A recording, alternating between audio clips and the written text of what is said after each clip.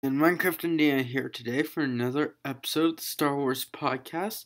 Today, as you see on your screen, it is another book instead of the last my holiday episodes. So I just finished the book The Last Command today, and I decided to do what I did with both Heir to the Empire and Dark Force Rising and give my own review and opinions of the book and characters and whatnot. So the first thing is that I loved the book. The book was wonderful. It was much more of, oh my gosh, what's going to happen next than Dark Force Rising was.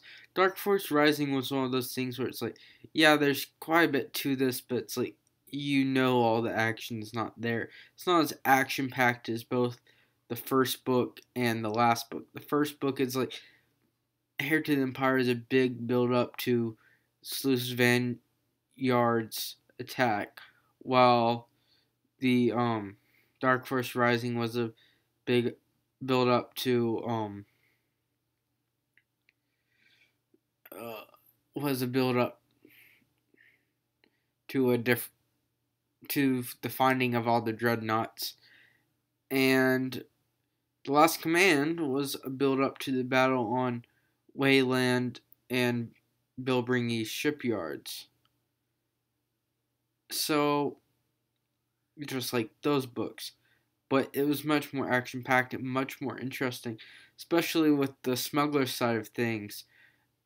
The formation of the smugglers union, which the back says for some reason was under Han Solo and Chewbacca, it was really under Talon Card.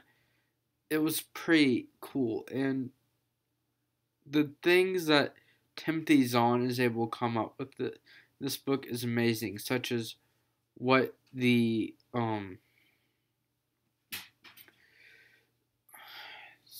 whatever the thing that was able to get all the information from the rebels, Delta Source. What Delta Source was awesome, and I'm not going to say because I don't want to ruin the book, but the whole book is amazing. As you see, each of Thrawn's downfalls or little things that kind of like spike in his road that stop him from being able to completely do it. As you see his slow downfall at the end, where it's like Captain Paleon saying we retreat after Thrawn was killed, which, sorry, should probably said this sooner, but this will have a few things a few, I'm forgetting so many words.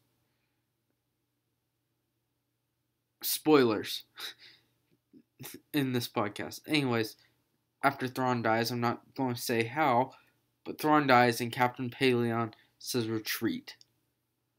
At that point, the book was just like, what just went on? What did I just see flash before my eyes? One of the greatest villains, at least I think he's one of the greatest villains that I know of in a book, other than um Roger Chillingworth from the Scarlet Letter. Thrawn is probably my favorite villain, and he is probably one of the worst and scariest I have seen. As he is able to come up with so many different things. I need to do a podcast on him later, but he could beat George Kuboth at his own game. I don't care how powerful Kuboth was.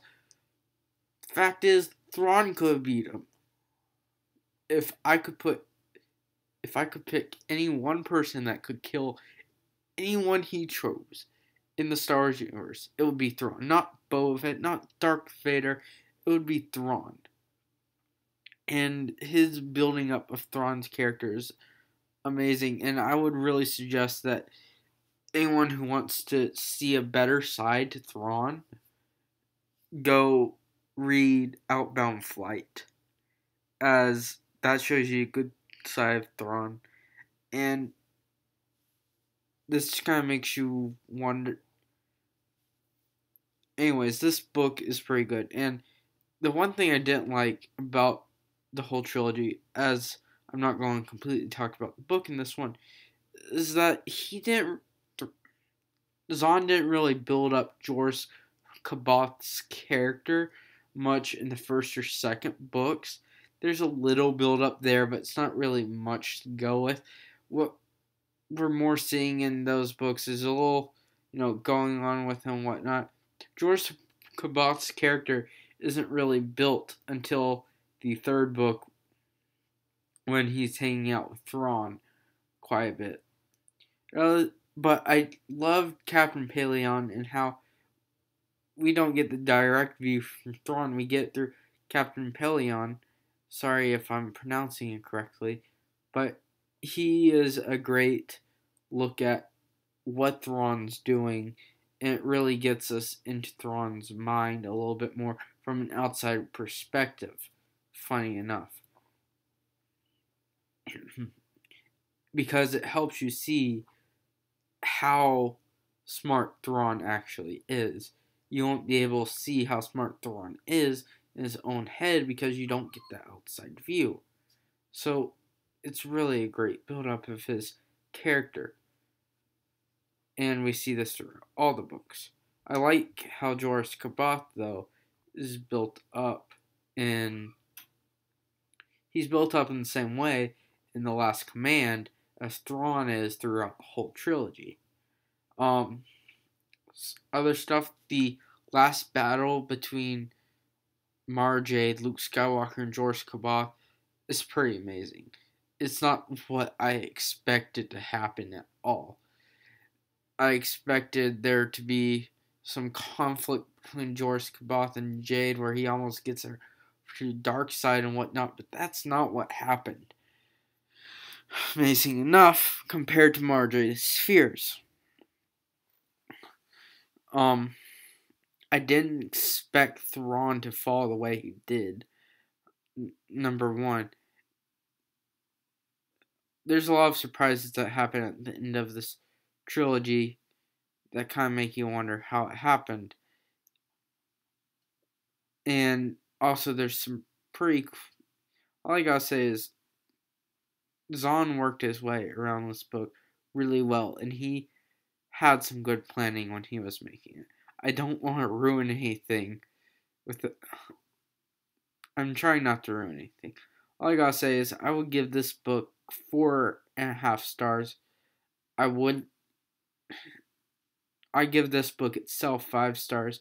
Probably give the Dark Force Rising 4.5 if I had to choose, and the original book Heritage Empire 4.5 because those books didn't build up Jorah Kaboth as I would have liked by getting to the end, but they still did a good job